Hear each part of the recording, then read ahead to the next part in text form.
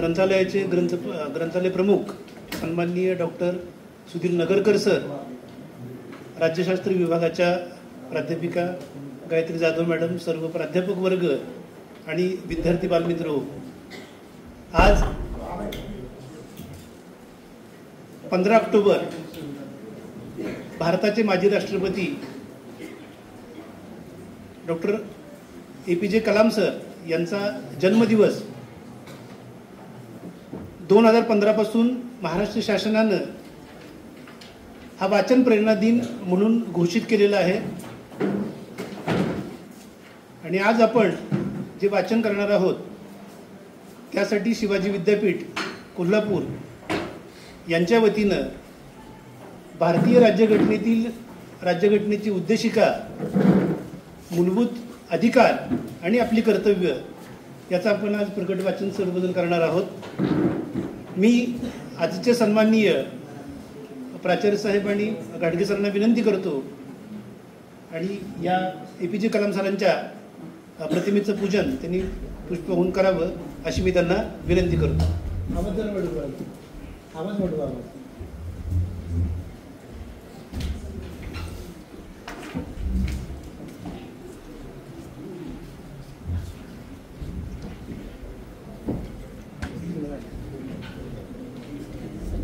Hello hello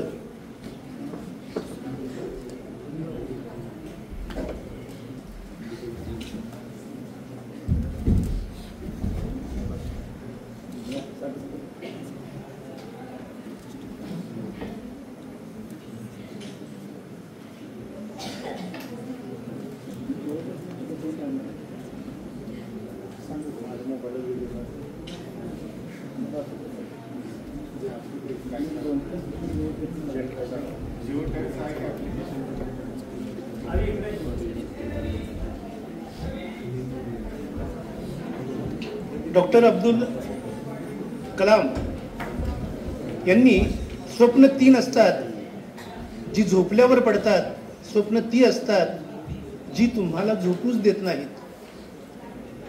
म्हणजे आपल्या स्वप्नपूर्तीसाठी आपण शिकलं तर पाहिजेच आणि वाचनही केलं पाहिजे। वाचनानं माणूस प्रगल्भ होतो, प्रतिभा संपन्न होतो। जे आपण चांगलं वाचू ते आपल्याला आयुष्यामध्ये उपयोगी पडतं। हा जो या वाचन प्रेरणा देण्याचा उद्देश आहे, तो उद्देश साध्य करण्यासाठी आपण आज या महाविद्यालयाच्या वतीनं हा वाचन प्रेरणा दिन आपण इथे आयोजित केलेला आहे। मी या कार्यक्रमासाठी उपस्थित असलेले महाविद्यालयाचे प्राचार्य आदरणीय मेजर डॉक्टर अशोक गिरी सरांचं स्वागत ग्रंथपाल डॉक्टर सुधीर नगरकर सर हे करतील, त्यांनी करावं अशी मी त्यांना विनंती करतो।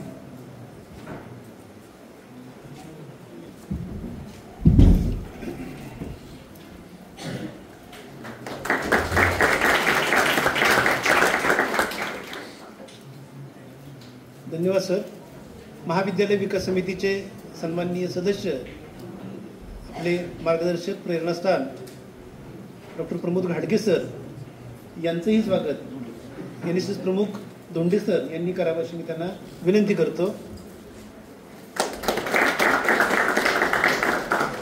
आज वाचन प्रेरणा दिन हा ग्रंथालयाच्या वतीने आणि महाविद्यालयाच्या वतीनं घेतलेला हा उत्सव, कालच आपल्या महाविद्यालयाचे प्राध्यापक डॉक्टर सुधीर नगरकर सर यांना काल 23 वर्षाच्या कार्यकाळामध्ये ग्रंथालयीन सेवेच्या माध्यमातून विद्यार्थ्यांना, सहकारी प्राध्यापकांना आणि समाजातील अन्य घटकांना प्रेरणादायी असं मार्गदर्शन केलं। त्यांना कालच एक सर्टिफिकेट ऑफ अचिव्हमेंट व तिने जो एक best librarian innovative practice award हा पुरस्कार त्यांना जाहीर झालेला आहे। त्याचं प्रमाणपत्र जे आहे ते प्रमाणपत्र मान्यवरांच्या हस्ते देऊन त्यांचा तुम्ही गौरव करावा। Doctor Sudhir Nagarkar sir, best librarian innovative practice award मिळालेला आहे। आज ज्या मूलभूत अधिकार आणि कर्तव्याचं वाचन जे करणार आहेत त्या राज्यशास्त्र विभागाच्या प्रमुख गायत्री जाधव मॅडम यांचंही स्वागत नगरकर सरांनी करावं अशी मी त्यांना विनंती करतो. असू द्या.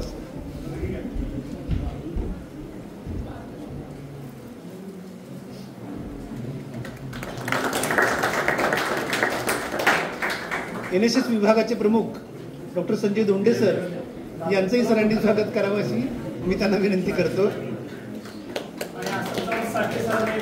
हे असू दे, नको मला नको.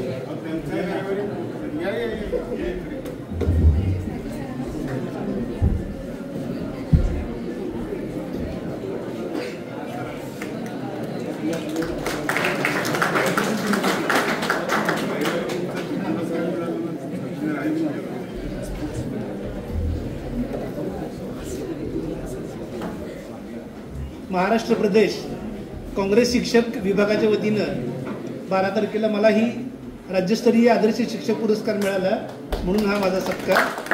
मी महाविद्यालयाचं मनपूर्वक आभार मानतो. वाचन प्रेरणा दिनासाठी आपण दरवर्षी गेली बोलू नका बाळांनो, माझा आवाज या माईकमुळे जरा कमी होतो असं वाटतंय. गेली 10 वर्ष आपण वेगवेगळी पुस्तकं वाचत होतो, पण विद्यापीठानं ठरवून दिलं की यावेळेला आपल्याला मूलभूत अधिकार आणि कर्तव्य याचं वाचन वर्गामध्ये आणि हॉलमध्ये सर्व शिक्षक आणि सर्व विद्यार्थ्यांनी करावं. त्यासाठी भारतीय राज्यघटना निवडली. भारतीय राज्यघटनेचे शिल्पकार डॉक्टर बाबासाहेब आंबेडकर यांनी संपूर्ण जगातल्या सगळ्या घटना वाचल्या. भारतामधले विविध धर्म, विविध जाती, विविध प्रांत, विविध भाषा या सगळ्यांचा अभ्यास करून सामाजिक आर्थिक स्थिती कशी समाजाची आहे या सगळ्या गोष्टींचा अभ्यास करून 2 वर्ष 11 महिने आणि 18 दिवस रात्रंदिवस जागून बाबासाहेबांनी ही भारतीय राज्यघटना लिहिली, त्याचा मसुदा तयार केला आणि 26 नोव्हेंबर 1950ला ही भारतीय राज्यघटना आपल्या देशाला त्यांनी अर्पण केलेली होती. 49 रोजी त्यांनी ती अर्पण केली. त्या भारतीय राज्यघटनेची उद्देशिका, त्यातील मूलभूत कर्तव्य आणि आपले अधिकार जे काय आहेत त्याचं वाचन गायत्री जाधव मॅडम करतील अशी मी त्यांना विनंती करतो.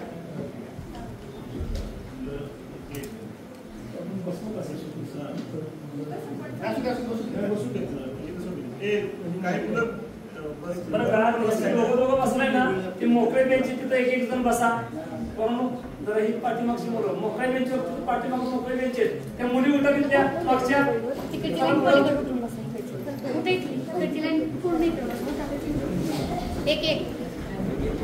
पाठीमाग बेंच आहेत ना, त्या पुढे ह्या मुली बसा तिथं पुढं, या पाठीमागच्या मुली पुढं तुम्ही असं तर बसू द्या.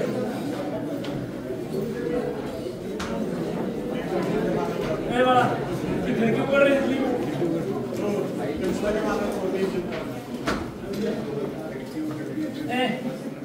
तिथल्या मुली मध्ये टेन्शन ना तिथं पुढं बसा. हे पाठीमागच्या मुली पाठीमागच्या खिडक्या उघडल्या वेळानं तुमच्या जवळच्या खिडक्या उघड्या त्या. पाठीमागचा मुलगा शेवटी बेंच बसलेला खिडकी उघड, खिडकी ती.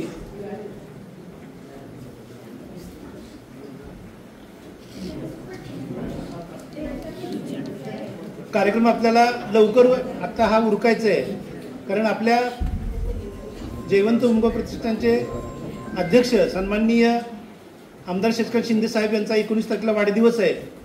आपल्याला उद्यापासून सुट्ट्या लागत आहेत, म्हणून आपण आज त्यांच्या वाढदिवसानिमित्त दरवर्षी जे रक्तदान शिबिर घेतो त्याची तयारी आणि ते रक्तदान शिबिराचा कार्यक्रम खाली आहे, त्यामुळे आपण हा कार्यक्रम पळवतोय. मी अनुदानानं मगाशी राहून गेलं माझ्याकडून. या महाविद्यालयाचे ग्रंथपाल डॉक्टर सुधीर नगरकर सर यांनी आजच्या कार्यक्रमाचं प्रास्ताविक 2 मिनिटात करावं अशी मी त्यांना विनंती करतो.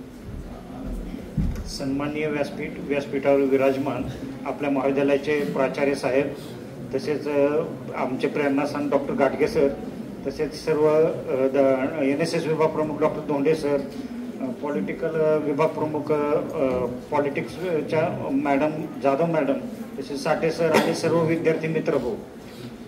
मंजिले उन्हीं को मिलते हैं जिनके सपनों में जान होती है, किंवा इंतजार करने वालों को उतना ही मिलता है जितना कोशिश करने वाला छोड़ देता है.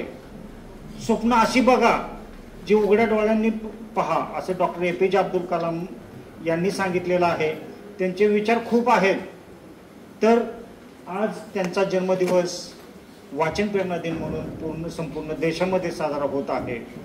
तर आजच्या कार्यक्रमाचा उद्देश एकच आहे की आपण रोज वाचन केलं पाहिजे आणि वाचाल तर वाचाल नाहीतर समाजाला जाचाल अशी परिस्थिती निर्माण झालेली आहे मोबाईल टेक्नॉलॉजीमुळं. त्यामुळं जास्तीत जास्त आपण वाचन करावे आणि आज संविधान आपण वाचून आपल्याला PDF स्वरूपातून पाठवण्यात येणार आहे. ते वाचून आपण रेकॉर्डिंग करून आपल्या वर्ग शिक्षकांना पाठवायचं आहे. आणि माझं थोडक्यातच या ठिकाणी प्रास्ताविक संपवतो. धन्यवाद. Thank you very much. जय हिंद, जय महाराष्ट्र. यानंतर मॅडम वाचन करणार, पण तुम्ही मोबाईलमध्ये काहीतरी पाहायचं तिथे बस असं काहीतरी ठरलं मगाशी. तुमची मोबाईल नंतर घ्यायचं का? भारतीय राज्यघटनेची उद्देशिका अर्थात प्रिएम्बल हे संविधानाचे प्रास्ताविक विधान आहे की ज्याच्यामध्ये सार्वभौम समाजवादी धर्मनिरपेक्ष लोकशाही गणराज्य, नागरिकांसाठी न्याय, स्वातंत्र्य, समानता, बंधुत्व अंगीकृत आणि अधिनियमित हे संविधान आपण स्वीकारलेलं आहे. त्याचं वाचन जे आहे उद्देशिकेचं आणि मूलभूत अधिकार आणि कर्तव्याचं त्याचं वाचन गायत्री मॅडम करतील, त्यांनी करावं अशी मी त्यांना विनंती करतो.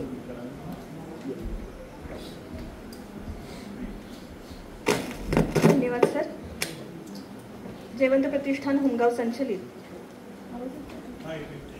आमदार शशिकांत शिंदे महाविद्यालय मेढामध्ये आज आपल्या वाचन प्रेरणा दिनाच्या निमित्तानं आपण सर्वजण भारतीय संविधानाच्या उद्देशिकेचं, प्रास्ताविकेचं आपण वाचन करणार आहोत, सामूहिक वाचन करणार आहोत. सामूहिक वाचन करणं शक्य नसल्या कारणामुळे मी फक्त वाचन करून दाखवणार आहे. असं करा, फक्त मोबाईल असतील तर मोबाईल समोर ठेवा, म्हणजे असं मी वाचतेय त्या पद्धतीनं तुम्ही देखील वाचा. ऐकायचं आहे मॅडम, जे वाचणार आहे ऐकायचं आहे. मोबाईल ना ते तुम्ही असे धरा, तुमच्या मोबाईल मध्ये लिंक दिली तुमच्यावर आली नाही, परंतु जे मॅडम वाचणार आहेत ना ती लिंक तुम्हाला पाठवली, ती पाठवणार तुम्हाला, तुम्ही असं समोर मोबाईल धरा. बघा, आपण एका जगातल्या सगळ्यात मोठ्या लोकशाही राष्ट्राचे नागरिक आहोत आणि असं असताना आपल्या सर्वांना आपल्या भारताची राज्यघटना जी एक चौकट दिलेली आहे आपल्या सर्वांना, म्हणजे प्रत्येक व्यक्तीला असू दे, संस्थेला असू दे, सरकारला असू दे, ही चौकट माहीत असणं अपेक्षित आहे. त्यासाठी हा खरं तर उपक्रम आजच्या दिवशी आपण घेणार आहोत. भारताचं संविधान हे जगातलं सगळ्यात मोठं लिखित संविधान आहे, लिखित राज्यघटना आहे. तर त्याची जी प्रास्ताविका आहे, आपण असं करू, प्रास्ताविका मी म्हणते, तुम्ही पाठीमागून म्हणा. फक्त प्रास्ताविका माझ्या पाठीमागून म्हणा, बाकी मी मूलभूत हक्क आणि कर्तव्य ही मी तुम्हाला वाचून दाखवेन. तर आपण माझ्या पाठीमागं फक्त म्हणा. आता हे भारताचं संविधान जे आहे हे अशा पद्धतीचं आहे. आम्ही भारताचे लोक, भारताचे एक सार्वभौम, समाजवादी, धर्मनिरपेक्ष लोकशाही गणराज्य घडवण्याचा व त्याच्या सर्व नागरिकास सामाजिक आर्थिक राजकीय न्याय, विचार अभिव्यक्ती, विश्वास, श्रद्धा आणि उपासना यांचे स्वातंत्र्य, दर्जाची आणि संधीची समानता निश्चितपणे प्राप्त करून देण्याचा आणि त्या सर्वांमध्ये व्यक्तीची प्रतिष्ठा, राष्ट्राची एकता आणि एकात्मता यांचे आश्वासन देणारी बंधुता प्रवर्धित करण्याचा संकल्पपूर्वक निर्धार करून आमच्या संविधान सभेत आज दिनांक 26 नोव्हेंबर 1949 रोजी याद्वारे हे संविधान अंगीकृत आणि अधिनियमित करून स्वतः प्रत अर्पण करीत आहोत. ही जी संविधानाची उद्देश पत्रिका आहे हे एक पानभर आहे फक्त, पण आपल्या राज्यघटनेचा आरसा आहे हा. तुम्ही जर याचा अभ्यास केला तर तुम्हाला राज्यघटनेचं स्वरूप, आपल्या देशाचं स्वरूप समजून येतं. त्यानंतर आपल्या राज्यघटनेची निर्मिती कुणापासून झाली हे समजून येतं आणि आपल्या देशाच्या समोरची उद्दिष्ट काय आहेत हेही समजून येतं. त्यामुळं हा अतिशय महत्वाचा दस्तऐवज आहे. तुम्हाला सगळी राज्यघटना माहीत नसेल तरी चालेल, पण ही संविधानाची उद्देशपत्रिका किंवा सरनामा, प्रास्ताविका ही माहीत असणं अपेक्षित आहे. आता ज्या पद्धतीने आपल्या राज्यघटनेमध्ये ही सुरुवातीला प्रास्ताविका दिलेली आहे, त्यापैकी तशाच पद्धतीचं महत्वाचं आणखीन एक आपल्या राज्यघटनेतली तरतूद म्हणजे आपल्या सगळ्या नागरिकांना जे मूलभूत हक्क दिलेले आहेत किंवा मूलभूत अधिकार दिलेले आहेत ते. जेव्हा आपण एका स्वतंत्र देशाचे, एक लोकशाही देशाचे नागरिक म्हणवत असतो, तेव्हा आपल्याला एक स्वतःचा विकास करून घेण्यासाठी, सर्वांगीण विकास करून घेण्यासाठी राज्याचं कर्तव्य असतं की आपल्याला एक चांगलं वातावरण द्यावं. मग हे वातावरण देण्यासाठी प्रत्येक व्यक्तीने स्वतःचा विकास चांगल्या पद्धतीने करून घेण्यासाठी प्रत्येक नागरिकाला मूलभूत अधिकार दिलेले आहेत. मग हे मूलभूत अधिकार कोणते आहेत आता हे मी अगदी थोडक्यात सांगते. तसं बघायला गेलं तर हे एक 18-20 पानं आहेत मोठी मोठी, पण आपण एवढं वाचायचं नाही. त्याच्या मी तुम्हाला सार सांगणार आहे, प्रत्येक कलम वाईज सांगणार आहे. ही सुद्धा आपल्या सगळ्यांना माहित असलं पाहिजे, कारण आपल्याला हक्कांची जाणीव असेल, हक्क माहित असतील तर कळेल की आपल्या हक्कांवर अतिक्रमण होतंय. आपल्या हक्कांवर ना कुठली व्यक्ती अतिक्रमण करू शकते, ना कुठली संस्था अतिक्रमण करू शकते, ना खुद्द सरकार करू शकतं. आपल्या मी आता सांगणारे त्या मूलभूत अधिकारांवर जर कधी अतिक्रमण होतंय, कुणी आपल्याला मूलभूत अधिकारांपासून वंचित ठेवते असे वाटत असेल तर आपण सर्वोच्च न्यायालयामध्ये दाद मागू शकतो आणि आपल्यावरचा अन्याय दूर होऊ शकतो. ठीक आहे, तर मी आता वाचनाला सुरुवात करते. आपल्या राज्यघटनेतील मूलभूत अधिकार. भारतीय राज्यघटनेच्या कलम 12 ते 35 मध्ये नागरिकांच्या मूलभूत अधिकारांचं स्पष्टीकरण दिलेलं आहे. यामध्ये समतेचा अधिकार, स्वातंत्र्याचा अधिकार, शोषणाविरुद्धचा अधिकार, धार्मिक स्वातंत्र्याचा अधिकार, शैक्षणिक व सांस्कृतिक अधिकार आणि घटनात्मक उपायांचा अधिकार असे अधिकार समाविष्ट आहेत. त्यातला पहिला आहे समतेचा किंवा समानतेचा अधिकार, राईट टू इक्वालिटी. भारतीय राज्यघटनेच्या 3ऱ्या विभागामध्ये कलम 14 ते 18 मध्ये हा समानतेचा अधिकार दिलेला आहे. त्यातल्या कलम 14 नुसार भारताच्या प्रदेशात राज्य कोणत्याही व्यक्तीला कायद्याच्या बाबतीत समानता किंवा कायद्याचे समान संरक्षण नाकारू शकणार नाही. कायद्यासमोर धर्म, वंश, जात, स्त्री पुरुष, गरीब श्रीमंत असा कोणताही भेदभाव केला जाणार नाही. कायद्यासमोर सर्वांना समानतेने वागवले जाईल. तसेच कोणालाही कायद्याच्या समान संरक्षणापासून वंचित केले जाणार नाही. आता यामध्ये एक माझ्याकडून एक असं सांगितलं गेलं की स्त्री आणि पुरुष, तर आता थर्ड जेंडरला सुद्धा कायद्यानं समान वागवण्याचं कायद्यामध्ये तरतूद करण्यात आलेली आहे. त्यामुळे सर्व लिंग जी आहेत, तिन्ही लिंग, त्यांना समानतेनं वागवण्याची तरतूद आहे. कलम 15 नुसार राज्य केवळ धर्म, वंश, जात, लिंग, जन्मस्थान या किंवा यापैकी कोणत्याही कारणावरून कोणत्याही नागरिकाला प्रतिकूल होईल अशा प्रकारे भेदभाव करणार नाही. म्हणजे दुकानं, सार्वजनिक उपहारगृह, भोजनालये, सार्वजनिक करमणुकीची ठिकाणं, विहिरी, तलाव, घाट, रस्ते, सार्वजनिक विश्रांतीची ठिकाणे इत्यादींचा उपयोग करण्याच्या बाबतीत कोणत्याही व्यक्तीला प्रवेश नाकारला जाणार नाही. वरील ठिकाणी कोणत्याही प्रकारचा भेदभाव केला जाणार नाही. कलम 16 नुसार राज्यातील सार्वजनिक सेवा योजनेत कोणत्याही जागेवर नेमले अगर घेतले जाण्यास सर्व नागरिकांना समान संधी मिळेल. केवळ धर्म, वंश, जात, लिंग, कुळ, जन्मस्थान, वास्तव्य या कारणासाठी कोणत्याही नागरिकाला राज्यातील कोणत्याही नोकरीला अगर पदाला अपात्र ठरवलं जाणार नाही किंवा त्याबाबत कोणताही भेदभाव केला जाणार नाही. मात्र याला अपवाद आहे. संसदेला कायदा करून राज्यातील एखाद्या पदावर नियुक्त केला जाणारा अधिकारी त्याच राज्याचा रहिवासी असला पाहिजे अशी अट घालता येते. किंवा एखाद्या धर्माच्या किंवा पंथाच्या संस्थेत त्याच धर्माच्या किंवा पंथाच्याच व्यक्तीला नोकरी देण्यात यावी अशी ही तरतूद करता येते. कलम 17 नुसार अस्पृश्यता नष्ट करण्यात आलेली आहे आणि कोणत्याही स्वरूपाची अस्पृश्यता पाळण्याला मनाई करण्यात आलेली आहे. अस्पृश्यता पाळणे हा शिक्षेला पात्र होणारा गुन्हा समजला जाईल. या कलमाच्या आधारे संसदेने 1955 साली अस्पृश्यता निवारणाचा कायदा केलेला आहे. भारतात सामाजिक समता प्रस्थापित करण्याच्या दृष्टीनं घटनेनं ही केलेली तरतूद अत्यंत महत्वाची आणि आवश्यक समजली जाते. कलम 18 नुसार राज्य लष्करी अगर शिक्षण विषयक पदव्यांव्यतिरिक्त कोणतीही पदवी प्रदान करू शकणार नाही. तसेच भारताच्या कोणत्याही नागरिकाला परराष्ट्राकडून कोणतीही पदवी किंवा किताब स्वीकारता येणार नाही. 18व्या कलमानुसार घटनेने पदव्या देण्याची प्रथा बंद केली असली तरी भारत सरकारने परमवीर चक्र, महावीर चक्र, वीर चक्र, अशोक चक्र, शौर्य चक्र, कीर्ती चक्र अशा लष्करी पदव्या आणि भारतरत्न, पद्मविभूषण, पद्मश्री यासारख्या बहुमान सूचक पदव्या देण्याची प्रथा 1954 पासून सुरू केली. यावर टीका होत असली तरी तिचं समर्थन असं केलं जातं की भारत सरकारकडून या पदव्या दिल्या जात नाहीत, तर ती पदकी म्हणून दिली जातात. तसेच समाजात आणि लष्करात विशेष कामगिरी करणाऱ्या व्यक्तीचा बहुमान गौरव करणं हे सरकारचं कर्तव्यच आहे. यानंतर दुसरा अधिकार आहे स्वातंत्र्याचा अधिकार, राईट टू फ्रीडम. हा 19 आणि 22 कलमामध्ये आहे. कलम 19 नुसार आपल्याला 6 प्रकारचे अधिकार देण्यात आलेले आहेत. यामध्ये पहिला आहे भाषणाचं आणि मतप्रदर्शनाचं स्वातंत्र्य, freedom of speech and expression. लोकशाही सरकार म्हणजे विचार विनिमयातून चालणारं सरकार असतं. त्यामुळे घटनेनं भारतीय नागरिकाला भाषण करण्याचं आणि आपलं मत प्रदर्शन करण्याचं स्वातंत्र्य दिलेलं आहे. त्यासाठी लेखन स्वातंत्र्य, मुद्रण स्वातंत्र्य दिलेलं आहे. आपण राजकीय घडामोडींवर स्वतंत्रपणे चर्चा करू शकतो, सरकारच्या धोरणांवर टीका करू शकतो. देशाचं सार्वभौमत्व, एकात्मता, देशाचं संरक्षण, परराष्ट्राशी असलेले मैत्रीचे संबंध, सार्वजनिक शांतता, सुव्यवस्था यांना बाधा न येईल अशा पद्धतीनं आपल्याला आपला हा स्वातंत्र्याचा अधिकार उपभोगता येतो. भाषणाचा, नीतिमत्तेला बाधा आणणारं, कोर्टाचा अवमान करणारं, एखाद्याची बदनामी, निंदा, नालस्ती करणारं जर आपलं वक्तव्य असेल तर सरकार त्यामध्ये हस्तक्षेप करू शकते, आपल्याला शिक्षा होऊ शकते. त्यानंतर दुसरा आहे शांततापूर्वक शस्त्राशिवाय सभा भरवण्याचे स्वातंत्र्य, right to assemble peacefully and without arms. आता यामध्ये आपण भाषणाच्या आणि मतप्रदर्शनाचं जे स्वातंत्र्य बघितले त्याला हे पुष्टी करणारं दुसरं स्वातंत्र्य आहे. भाषणाचं आणि जर सभा स्वातंत्र्य नसेल तर भाषणाच्या स्वातंत्र्याला तसा अर्थ राहणार नाही. आपले विचार, आपली मतं दुसऱ्यांना पटवून देण्यासाठी सभा घेणं, भाषण करणं हा अधिकार यामध्ये दिलेला आहे.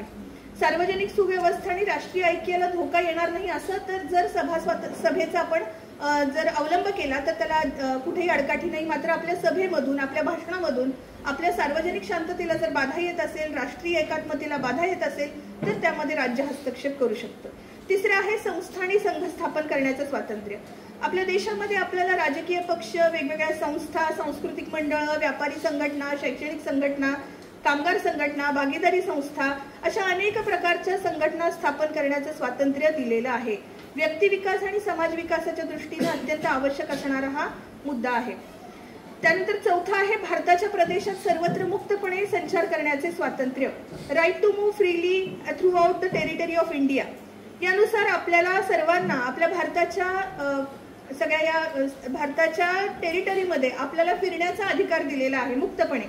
लोकहिताचा आणि मागासलेल्या वन्य जाती जमातींच्या हिताचा विचार करून यावर सरकार काही बंधनं घालू शकतं. म्हणजे ज्या ठिकाणी नाही जायचं असं सांगितलंय सरकारनं, काही आदिवासी असतील प्रदेश किंवा संसर्गजन्य काही रोग निर्माण झाला असेल तर अशा वेळेस आपण म्हणू शकत नाही की आम्हाला संचार स्वातंत्र्य, आम्हाला अडकाठी करू शकणार नाही. लॉकडाऊनमध्ये आपण हा हट्ट करू शकत नव्हतो. भारताच्या प्रदेशात कोठेही राहण्याचे किंवा वास्तव्य करण्याचे स्वातंत्र्य, right to reside and settle in any part of the territory of India. या कलमानुसार आपल्या देशामध्ये आपल्याला कुठल्याही राज्यामध्ये वास्तव्य करण्याचे किंवा स्थायिक होण्याचे स्वातंत्र्य दिलेलं आहे. पुढचा आहे कोणताही व्यवसाय, रोजगार, व्यापार किंवा धंदा करण्याचे स्वातंत्र्य, right to practice any profession और to carry any occupation, trade और बिझनेस. यानुसार आपल्या इच्छेनुसार उद्योग, व्यवसाय, धंदा करता येईल. मात्र यावर राज्य सरकार आपलं यावर म्हणजे नियंत्रण ठेवू शकतं. यानंतर पुढचं आहे कलम 19 जे आहे, 19 मध्ये जी दिलेली आहेत आता मी वाचून दाखवली तुम्हाला, त्यावर नियंत्रण ठेवण्यासाठी काही पुढची कलम दिलेली आहेत. 20 मध्ये सांगितले की कोणत्याही व्यक्तीला तिने केलेले कृत्य त्यावेळी अंमलात असलेल्या कायद्याविरुद्ध असून ते गुन्हा म्हणून ठरवले गेले असेल तरच तिला शिक्षा होईल. तो गुन्हा घडण्याच्या वेळी अंमलात असलेल्या कायद्यात ती शिक्षा सांगितली असेल त्यापेक्षा ती अधिक असणार नाही. दुसरं, कोणत्याही व्यक्तीवर एकाच गुन्ह्याबद्दल एकापेक्षा जास्त वेळा खटला होणार नाही किंवा शिक्षा होणार नाही. तिसरं, एखाद्या गुन्ह्याबद्दल आरोप लादलेल्या कोणत्याही व्यक्तीला स्वतःच्या विरुद्ध साक्षीदार होण्यास सक्ती केली जाणार नाही.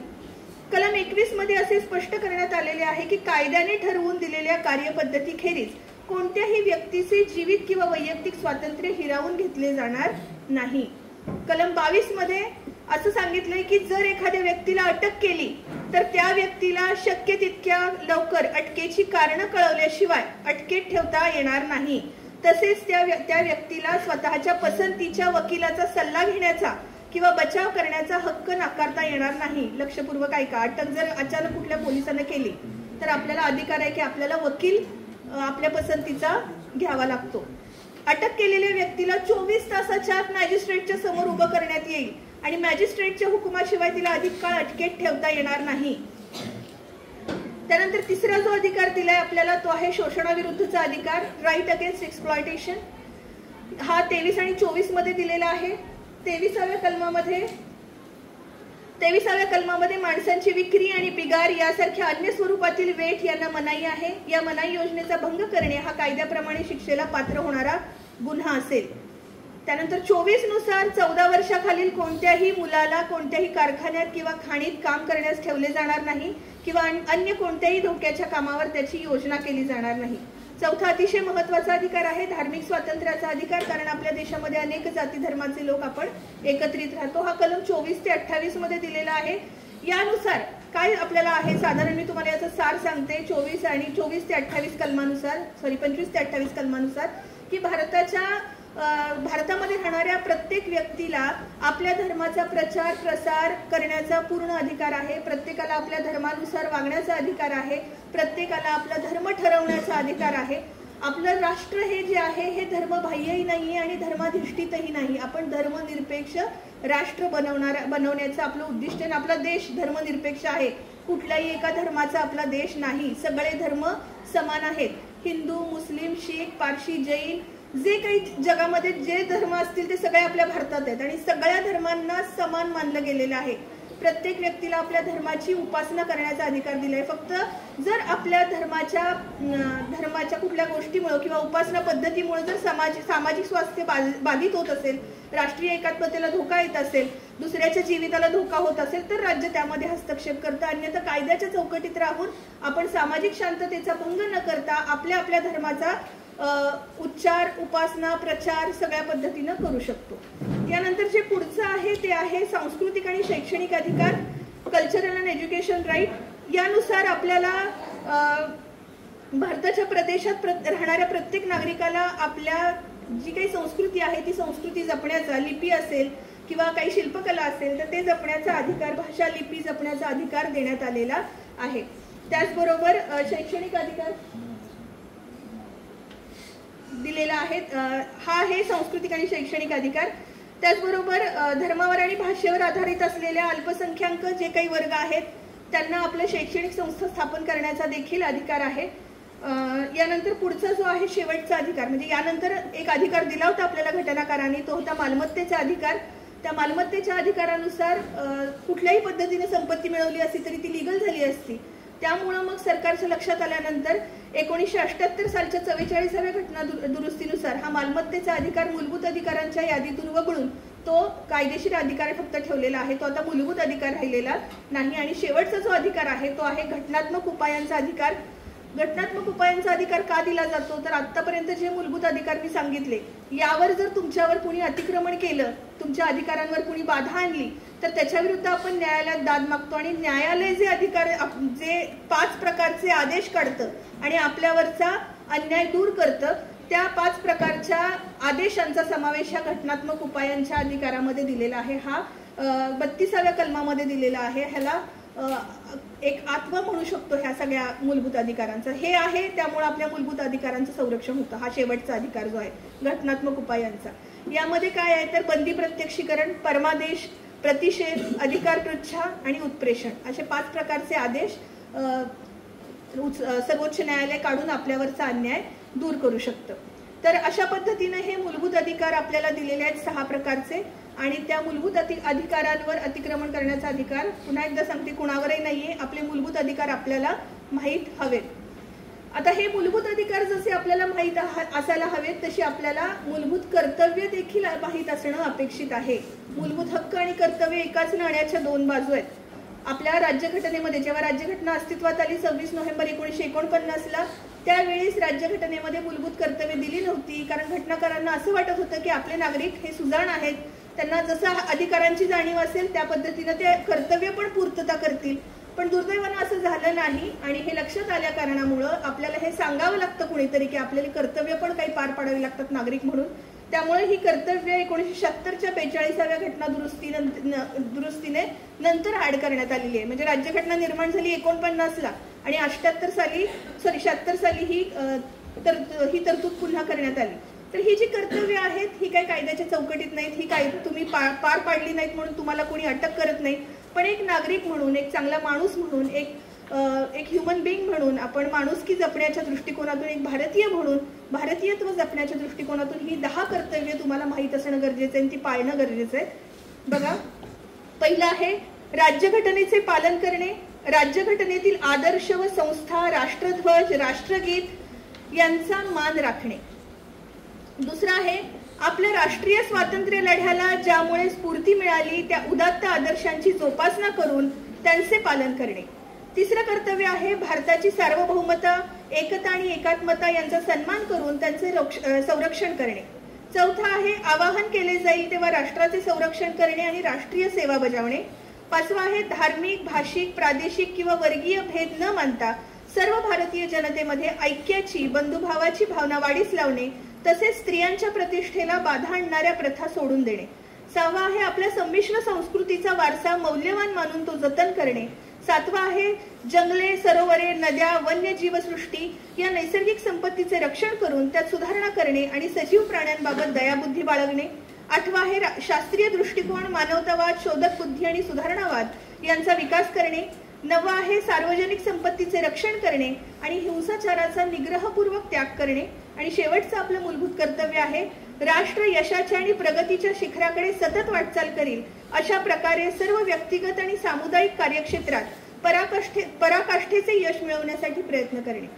तर ही जी मूलभूत हक्क आहेत किंवा मूलभूत कर्तव्य आहेत याची आपल्या प्रत्येकाला जाणीव असणं, माहिती असणं हे खूप गरजेचं आहे. तुम्ही राज्यशास्त्र शिकत असा किंवा नसा, तुम्ही सायन्सला असा, कॉमर्सला असा, इट डझंट मॅटर. आपण एक नागरिक आहोत भारताचे म्हटल्यानंतर आपल्याला हे माहीत असणं हे गरजेचं आहे.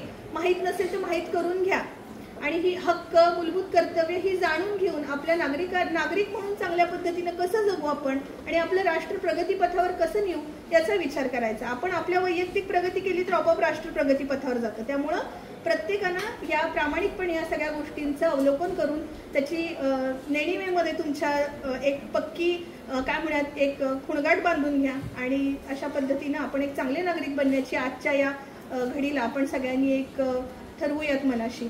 इथं मला हे वाचन करण्याची जी संधी दिली त्याबद्दल मी संयोजकांचा आभार मानते. धन्यवाद. अतिशय सुंदर असं उद्देशिकेचं अधिकारांचं आणि फक्त एक मी ऍड करतो सर त्याच्यामध्ये. ऐका की एक महत्वाचा मुद्दा आहे. 11वा जो एक वाढवलेला मॅडम आहे तो जे पालक त्यांनी आपल्या 6 ते 14 वयोगटातील आपल्या पाल्यांना शिक्षणाच्या संधी उपलब्ध करून देणे हा 11वं कर्तव्य आपलं घेतलेलं आहे नव्यानं. मी गाडगे सरांना आपल्या पुस्तकात नाही ते पुस्तकाच्या बाहेरचे ते घेतले. सर सर्वांना नमस्कार.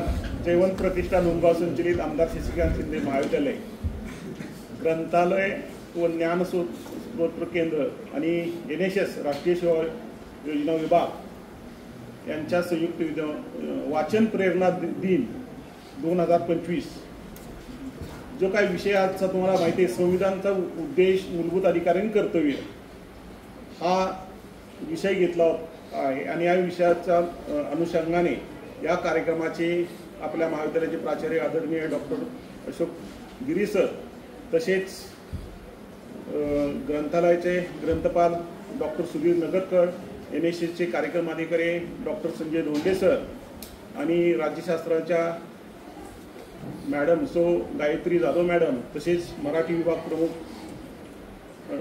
आनंद साठे सर आणि माझ्या समोर बसलेल्या सर्व शिक्षिका, विद्यार्थी मित्र, जास्त वेळ घेत नाही कारण की हा आजचा कार्यक्रम हा विद्यापीठाने आणि शासनाने केला की आपल्या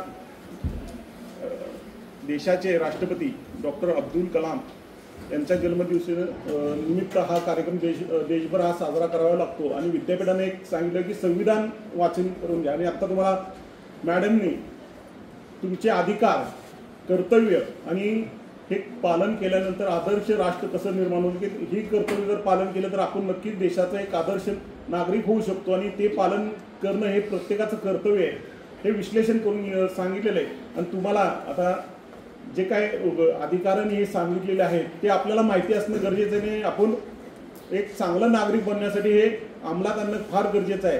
संविधान किती महत्त्वाचं आहे म्हणून हा आता अलीकडे बघतो की संविधानाचा म्हणजे धर्म तुम्हाला तुम्ही त्यांच्या सगळ्या याच्यातून ऐकलेलंच आहे की आपल्याला किती मोठे अधिकार दिलेले आहेत या संविधानानं. याचं सर्व श्रेय डॉक्टर बाबासाहेब आंबेडकरांना जातं. आणि हे तुम्ही जे काही आत्ता शिकताय, बोलतोय, आपण एकमेकाशी संवाद साधू शकतोय, किंवा तुम्हाला जे काही अधिकार मिळालेले आहेत हे ह्या संविधानामुळेच मिळालेले आहेत हे लक्षात ठेवा. आणि आपल्या देशाची प्रगती होण्यासाठी किंवा आपण चांगलं देशाचं नाव उज्ज्वल होण्यासाठी, देश मोठा होण्यासाठी ह्या संविधानाचा मान राखणं, कर्तव्य पार करणं, मूलभूत अधिकार आपले कुठले माहिती असणे आणि याचा योग्य देशाच्या हितासाठी, देशाच्या प्रगतीसाठी प्रयत्न करणे हे कर्तव्याची तुम्हाला जाणीव होण्यासाठी हा कार्यक्रम आपण घेतलेला आहे. आणि खरंच या कार्यक्रमात निमित्तानं जे काय आपल्या महाविद्यालयामध्ये आपण कार्यक्रम घेतला त्याबद्दल मी सर्व विभागांचे मनपूर्वक आभार मानतो आणि तुम्हाला तुमचे सर्वांना या वाचन दिनाच्या सर्वांना शुभेच्छा देतो आणि थांबतो. धन्यवाद सर. यानंतर आजच्या कार्यक्रमाचे अध्यक्ष प्राचार्य सर आपलं मनोगत व्यक्त करतील.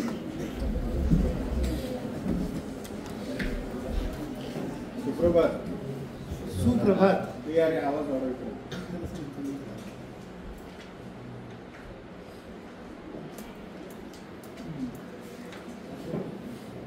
आमदार शशिकांत शिंदे महाविद्यालयाचं ग्रंथालय व ज्ञान स्त्रोत केंद्र, त्याचप्रमाणे राष्ट्रीय सेवा योजना यांच्या संयुक्त विद्यमानं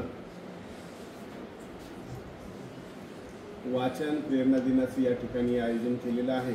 या कार्यक्रमाच्या निमित्तानं या व्यासपीठावर उपस्थित असणारे महाविद्यालय विकास समितीचे विद्यमान सदस्य आदरणीय प्रमोदजी घाटगे सर, ग्रंथालयाचे लायब्ररियन प्राध्यापक डॉक्टर सुधीर नगरकर सर, राष्ट्रीय सेवा योजना विभागाचे प्रमुख कार्यक्रम अधिकारी डॉक्टर संजय धोंडे सर, मराठी विभागाचे प्रमुख प्राध्यापक आनंद साठे सर, राज्यशास्त्र विभागाच्या प्राध्यापिका प्रमुख सौ गायत्री जाधव मॅडम, उपस्थित सर्व शिक्षक, शिक्षकेतर कर्मचारी आणि माझे विद्यार्थी मित्रमैत्रिणी, फार वेळ मी घेणार नाही आहे. आपल्याला दुसरा एक कार्यक्रम खाली आहे तिथे.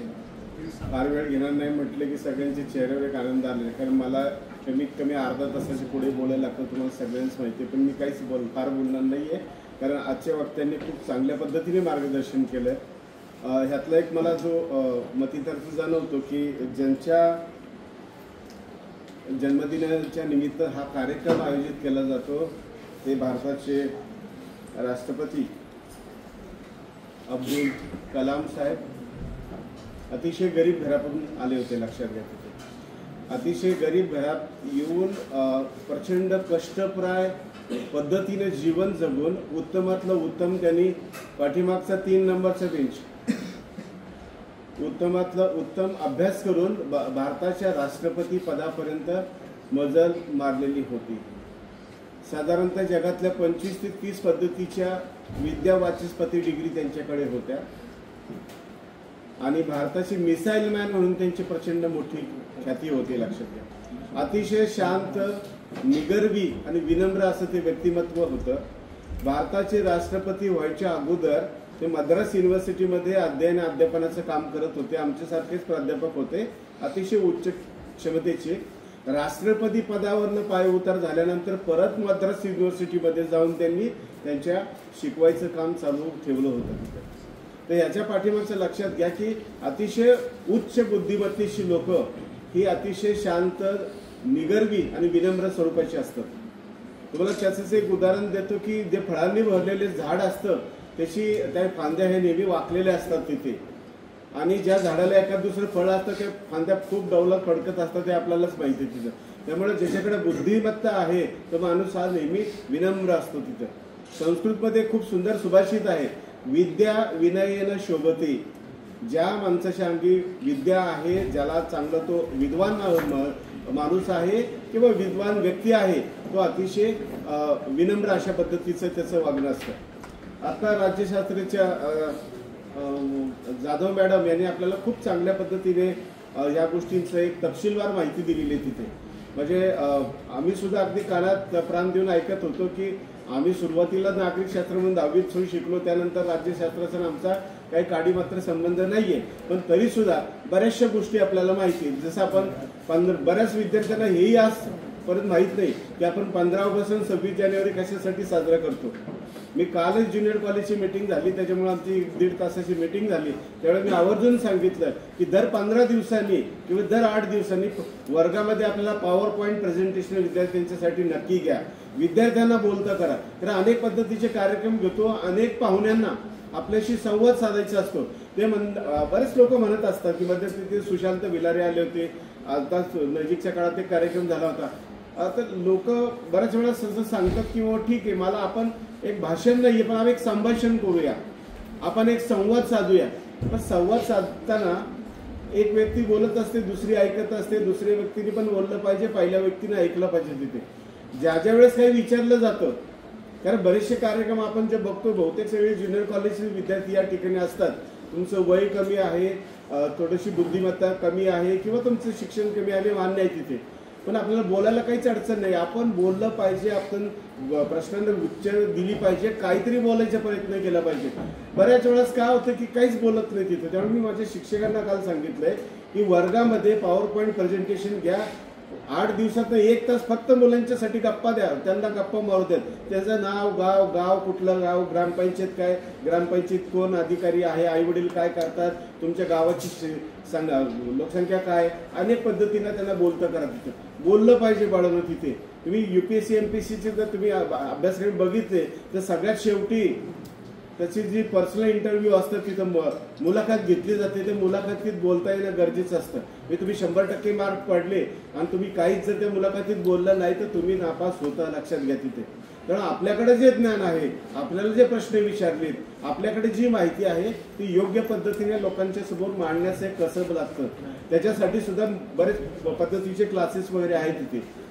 याच्यातलं एक मला खूप सुंदर गोष्ट आवडली की आपण सगळे भारतीय लोक आपल्या हक्कांच्या बद्दल प्रचंड जागरूक असतो. नुसतं प्रचंड नाही की अति जागरूक असतो, पण कर्तव्याच्या बाबतीत आपल्याकडे उदासीनता दिसून येते. आणि त्याच्यामध्ये किती 76 साली ना मॅडम, 1976 साली जी घटना दुरुस्त केली गेली त्याच्यामध्ये कर्तव्याचा समावेश करावा लागला.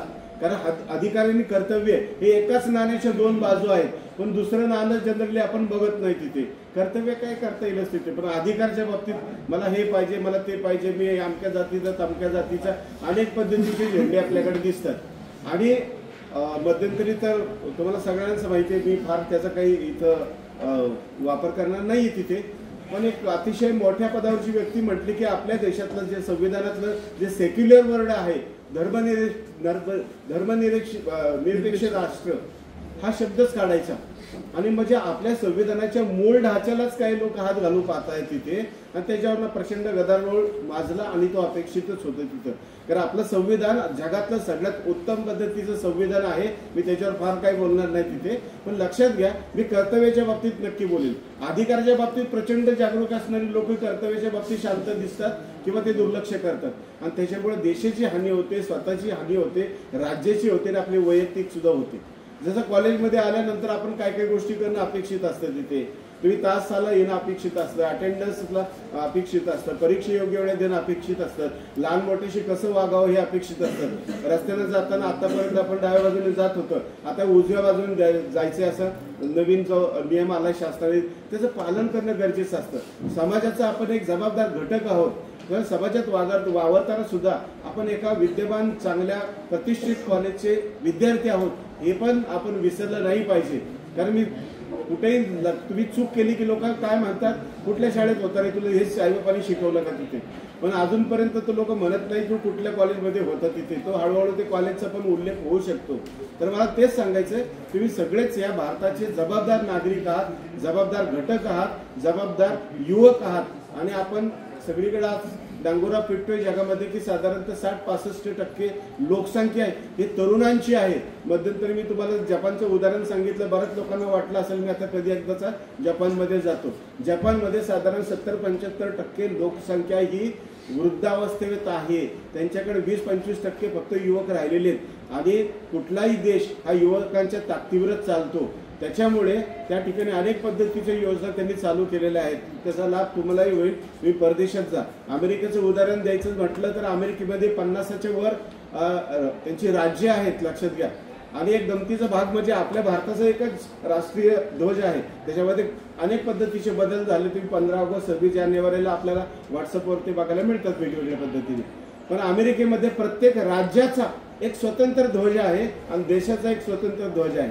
अमेरिकेच्या कुठल्याही खेडेगावात गेले तरी त्या राज्याचा ध्वज आणि देशाचा ध्वज असे दोन्ही देश ध्वज हे तुम्हाला डौलत असलेले, तुम्हाला फडकवत असलेले तुम्हाला बघायला मिळतील. आतापर्यंत भारताचा राष्ट्रध्वज अतिशय लिमिटेड लोकांनाच फक्त प्रदर्शित करता येत होता किंवा लावता येत होता. आता भारत सरकारने जो नवीन कायदा केलेला आहे किंवा नवीन नियम केलेला आहे, तुम्ही भारताचा ध्वज तुमच्या घरावर कायम सुद्धा लावू शकता. लक्षात घ्या. तिथे अनेक ठिकाणी जे बंधनं होती ती काढून टाकली आणि ही अतिशय चांगली गोष्ट आहे. आपल्या देशाचा ध्वज आपल्यापाशी असणं आणि आपण त्याचं प्रदर्शन करणं योग्य पद्धतीने नियम पाळून हे आपल्यासाठी खूप खूप महत्त्वाचं आहे. या ठिकाणी खूप चांगल्या पद्धतीनं राज्यघटनेची विविध कलमांच्या बद्दलची माहिती दिली गेली आणि साठे सरांनी पण त्याच्यामध्ये काही दुरुस्ती केली. त्यानंतर नगरकर सरांनी पण त्याच्यामध्ये बरेच काही मौलिक मार्गदर्शन केलं. आणि मी फार काही वेळ घेत नाही. खाली आपला एक दुसरा कार्यक्रम आहे रक्तदानाचा, त्यामुळं आज या परत एकदा या राष्ट्रीय वाचन प्रेरणा दिनाच्या आपल्या सगळ्यांना शुभेच्छा देतो. त्याचप्रमाणे उद्यापासून आपल्याला सुट्टी लागत आहे. सर्व शिक्षक आणि विद्यार्थ्यांना तुम्हाला या दिवाळीच्या अतिशय मनपूर्वक शुभेच्छा मी तुम्हाला देतो. फटाके उडवताना काळजी घ्या. बऱ्याच वेळा फटाक्याचा स्फोट होतो, काहीतरी इकडे बांध तिकडे जातो, कुणाची घरं पेटतात, असलं काही करू नका. तिथे योग्य पद्धतीने दिवाळी साजरी करा. दिवाळीच्या खूप खूप शुभेच्छा देतो. एनएसएस समन्वयक सन्माननीय डॉक्टर संजय दोंडे सर यांनी आभार मानावे अशी त्यांना विनंती करतो. ज्यांना मिसाईल समजलं जातं, ज्यांना जगाला क्षेपणास्त्र दिली, भारताला संरक्षण क्षेत्रामध्ये सज्ज केलं, असा वाचून वेडा झालेला एक माणूस जो आयुष्यभर पुस्तकावर झोपला. कारण तो पुस्तक वेडा होता, वाचन वेडा होता. वाचनातून त्यांनी सगळ्या जगाला आपण कोण आहोत हे दाखवलं. त्या अब्दुल कलाम यांच्या जयंतीच्या निमित्तानं आज आपले देशभर वाचन प्रेरणा दिन साजरा होतोय आणि त्यांचाच एक विचार पुढे घेऊन आपल्याला जाण्यासाठी या उद्देशानं आयोजित केलेल्या या वाचन प्रेरणा दिनाच्या निमित्तानं आज महाविद्यालयाचे सन्माननीय प्राचार्य यांनी या ठिकाणी उपस्थित राहून आपणास मार्गदर्शन केलं. त्यांचं मनपूर्वक आभार. आपले आमचे मार्गदर्शक आणि महाविद्यालय विकास समितीचे सदस्य आदरणीय डॉक्टर प्रमोद घाटगे सर यांनीही आपल्याला या ठिकाणी वेळ देऊन मार्गदर्शन केलं. त्यांचंही मनपूर्वक असं आभार.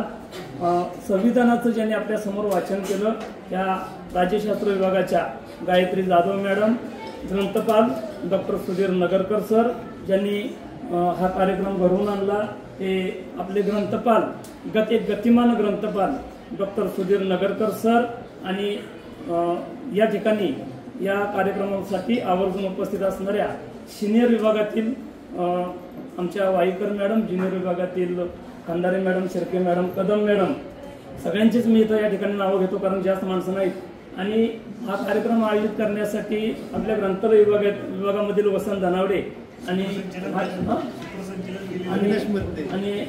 मधने आणि ज्यांच्या गोड सूत्रसंचालनानं हा कार्यक्रमाला चांगली एक रंजकता आली ते आमचे मित्र आनंद साठे सर आणि आनंद साधू साठे सर आणि आपण सर्व वाचनामध्ये सहभागी असणारे वाचक विद्यार्थी आपल्या सगळ्यांचं मनपूर्वक आभार मानतो. हा कार्यक्रम संपला असं जाहीर करतो.